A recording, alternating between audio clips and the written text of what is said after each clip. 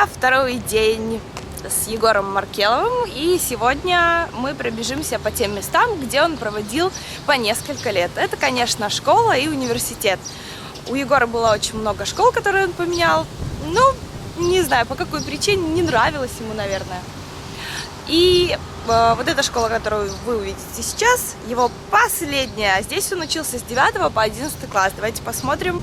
Вот идет сам Егор. Так она выглядит. Здесь он восседал гордо. Ты учился-то хорошо? Ну, учителя меня любили, скажем так. За что? Не знаю, просто хороший был. Оценки не всегда были хорошие, но я все примерно вел почти всегда. Там Туда входить можно? Да, конечно. Ну, показывай, где Да, ты там. ну... Что ты делал? Что вот можно было делать здесь, кроме как повисеть? Повисеть.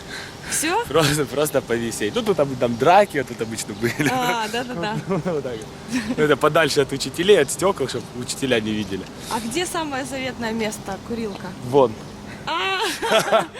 Она есть везде. Да, при том, что оно было настолько палено, что дети, которые курили там, они не ходили так. Они за вот это здание вот так шли. Ого. И там кто-то стабильно стоял на шухере.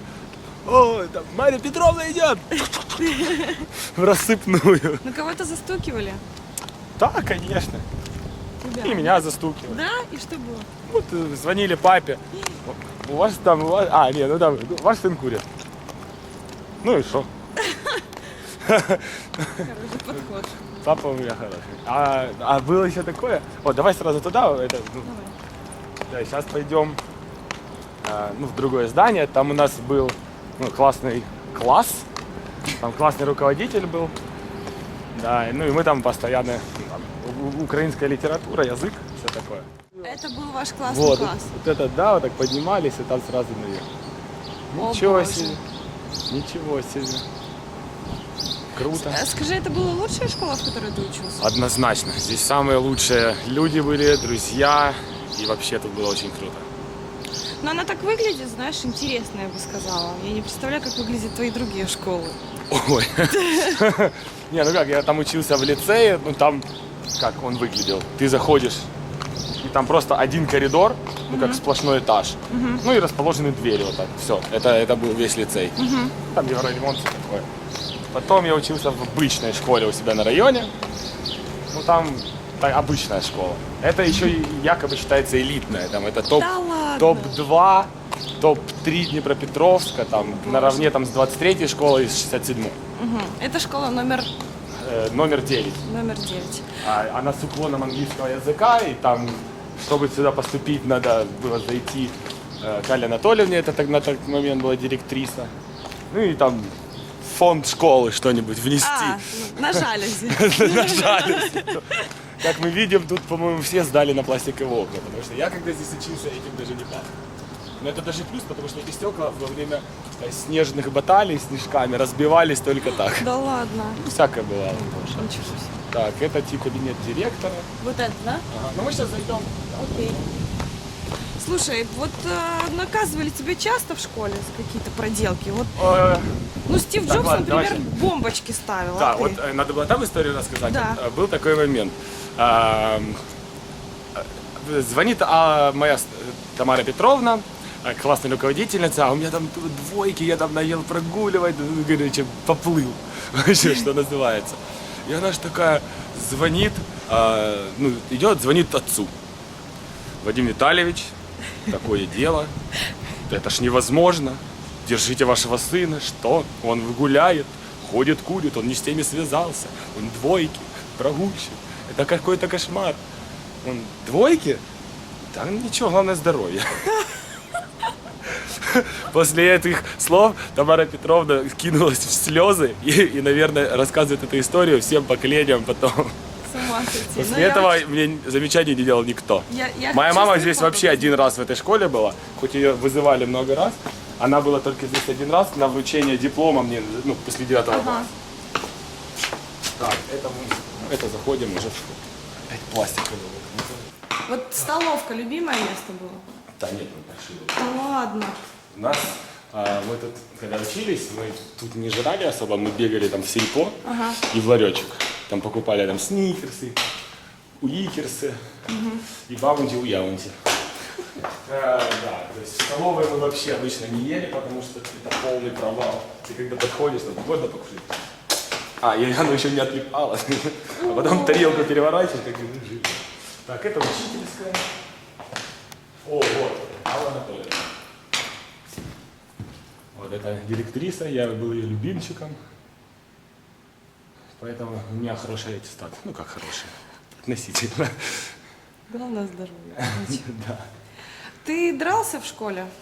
Да не особо, там, наверное, была там одна потасовка такая, я даже особо не помню. Там потолкались, я был особо мирный житель. А драки в школе часто были? Не влазил никогда, прошел мимо? Не, ну я разнимал частенько, а сам не влазил. Так, даже если были, они были безобидные. То есть тут все проходило нормально. Так, ну там, вот идем, там наверху просто еще такие же кабинеты. Там сейчас спортзал, не знаю, открыт, он закрыт. Расскажи вот твой режим в школе. Проспал первый урок, пришел на второй. Или как это было? Ну как? Я, получается, мне ж сюда ехать на маршруточках, если меня не подвозила родня, минут 40, при том, что это было, садишься в маршрутку и так, вот так залез, и возле водителя стоишь, потому что все было забито.